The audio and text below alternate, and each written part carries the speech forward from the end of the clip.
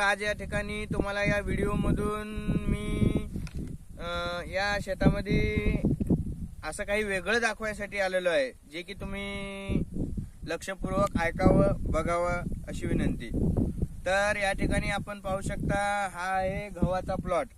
या गव्हाच्या प्लॉट मध्ये आपण सॉइल मल्टीप्लेअर म्हणून सनी हे प्रोडक्ट ऑर्गॅनिक, तर हे आपण या शेतकऱ्यांना दिलेलं होतं। तर या ठिकाणी या प्रोडक्ट दिल्यामुळे या शेतामध्ये या पिकामध्ये काय फरक झालाय आणि काय काय बदल झालाय हे तुम्हाला या व्हिडिओ मार्फत मी दाखवून देणार आहे। तर आपण पाहू शकता या ठिकाणी या प्रथमतः या शेतामध्ये पीक हे एक समान आलेलं आहे। तुम्ही पूर्णतः प्लॉट मध्ये पाहू शकता, कुठेही एक समान हा पीक आलेला आहे मेन। आणि या पिकामध्ये काय फरक झालाय म्हटलं तर या पिकाच्या पानाची कळा अशी एकदम अशी हिरवी आहे। हे पाहू शकता आपण पानाची कळा कशी आहे।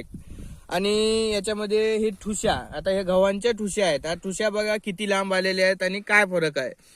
आणि याच्यामध्ये एक म्हणलं तर एका आता पाहू शकता तुम्ही, एका गव्हाच्या ठुशीला किती फुटवा झालेले आहेत। हे बघा 1 2 3 4 5, हे 6, हे 7, हे 8, हे 9, हे 10, 11, हे 12, हे 13, हे 14, हे 15, हे 16, हे 17, 18, 19, 20, 21, 22।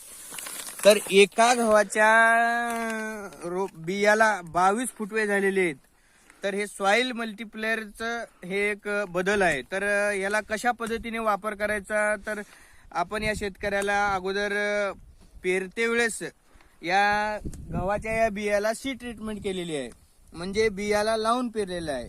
आणि नंतर याला 2 फवारण्या घेतलेल्या आहेत। 2 फवारण्यामध्ये काय काय वापरलेलं आहे म्हटलं तर मल्टीप्लेअर, नारायणअस्त्र, ऑल क्लिअर आणि स्प्रे प्लस असे हे 3 प्रोडक्ट या फवारणीमध्ये घेतलेले आहेत। तर या फवारणीमुळे काय बदल झाला म्हटलं तर जमिनीतही बदल झालेला आहे। आता आपण केमिकल वापरल्यामुळे आपली जमीन हार्ड झालेली आहे। तर आपण या ठिकाणी पाहू शकता, यांनी याच्यामध्ये सॉइल मल्टीप्लेअर घातल्यामुळे जमीन ही भुसभुशीत आणि मऊ कळा आलेली आहे। तर सांगण्याचा उद्देश असा आहे की आपणही केमिकल पासून हळूहळू ऑर्गॅनिक कडे जावं। ऑर्गॅनिक शेती केल्यामुळे आपल्याला उत्पन्नही वाढतं आणि आपली जमीनही चांगली व्यवस्थित पिकाऊ होते। तर कृपया